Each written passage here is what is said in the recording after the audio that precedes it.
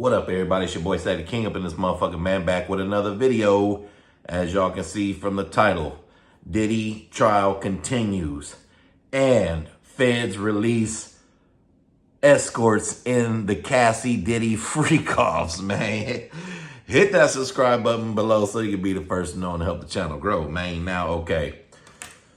This wasn't too much of an eventful day for the Diddy trial. Cassie was the main witness, and we already went through that. If you haven't watched them videos, man, go back and watch them videos. It was basically Don Richard getting on the stand again.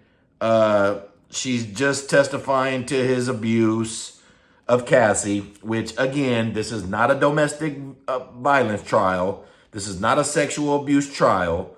This is a sex trafficking RICO continuing a criminal enterprise trial. Like, all this shit that was testified today is just about abuse. That's it. And lawsuits and money being paid, okay? Don Richard, the defense of Diddy was just poking holes all in her story. She claims that Diddy was using guns and had guns and was using cocaine. They cross-examined her, and it come to find out that she never said that he used a gun or cocaine until recently, okay? And the defense came out and proved that she kept asking to work with him even after she said that he had threatened her. So she said, on this date, at this time, at this place, he threatened me. But over the last 10 years,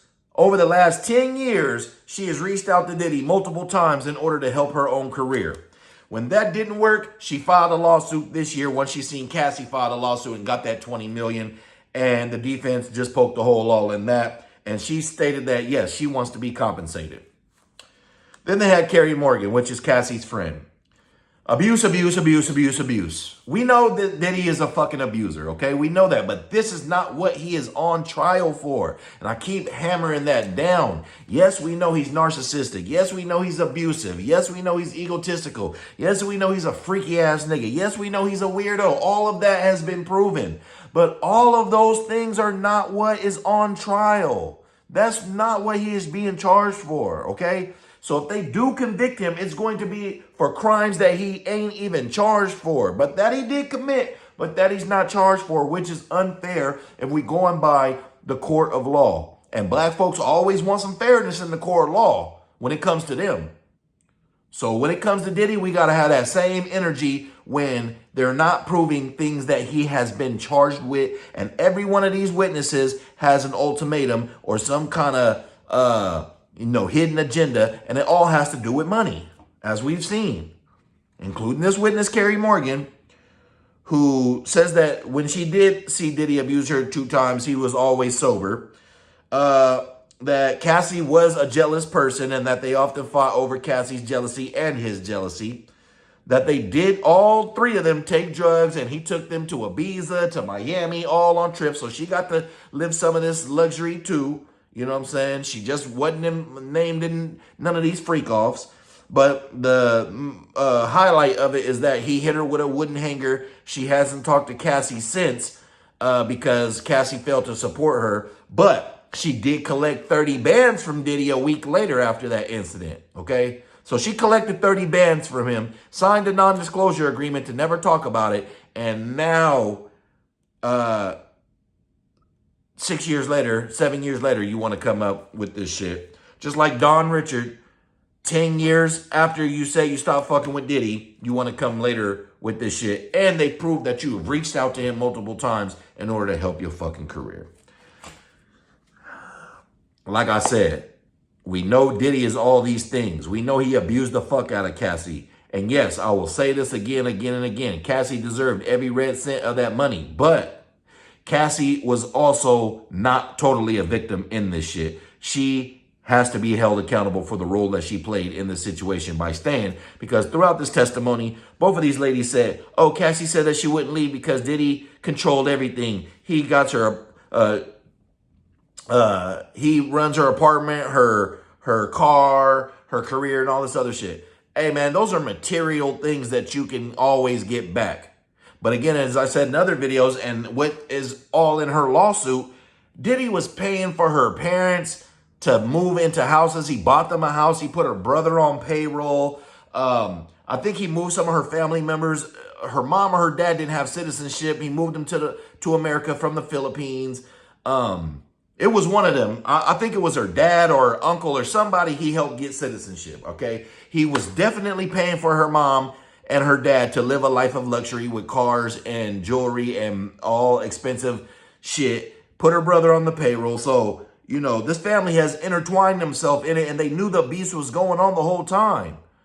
You know what I'm saying? It wasn't until that money ran out and she realized that she was with a regular average Joe who's only making 40 bands a year that they put her up to writing this book, which she turned around and used to extort Diddy out of $20 million and got another 10 mil out the motherfucking hotel. But yeah, when I listened to all this testimony, read all this transcript, it's just describing abuse. It's just describing a domestic violence as relationship. But again, Diddy is not on trial for domestic violence. And I'm not over here condoning anything that he did. But come on, man, if we're going to go by the law, we need to have the same energy as if it was us or one of our family members, okay? Anyways, on to the next subject. They released, as y'all can see from the thumbnail, all these niggas who were doing freak offs with Cassie. It's a bunch of these niggas, okay? It's a whole lot of these niggas. You see Jonathan Odie, the one that Cassie was threatening to kill and all this other shit. You see Jules, which is a bald-headed dude. He was their favorite, you know what I mean? Because he was always the one that came up the most in these text messages. Which other one was it? Philip is another one, the one that pissed in her mouth. I'm not sure which one that is. But it's a black dude, a bald-headed black dude, because I've seen his sketch on the stand. A lighter skinned, bald-headed black dude. One of the niggas, Ash something, that fool's in jail for murder. He's the one with the long hair and the goatee and the long hair. What other ones was there? There's just other ones, man. There's another one that they didn't name on there, but they called him the Punisher. And there was one that probably fit that script on there, man. I'm gonna let y'all be the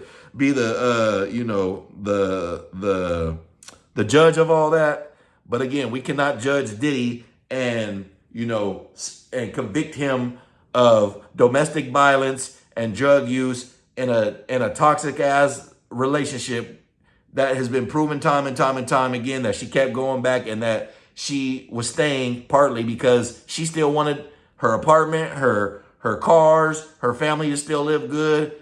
You know what I'm saying? Like, come on, man. Diddy's got to be charged with what he's being charged with and convicted of what he's being charged with, which they haven't proven.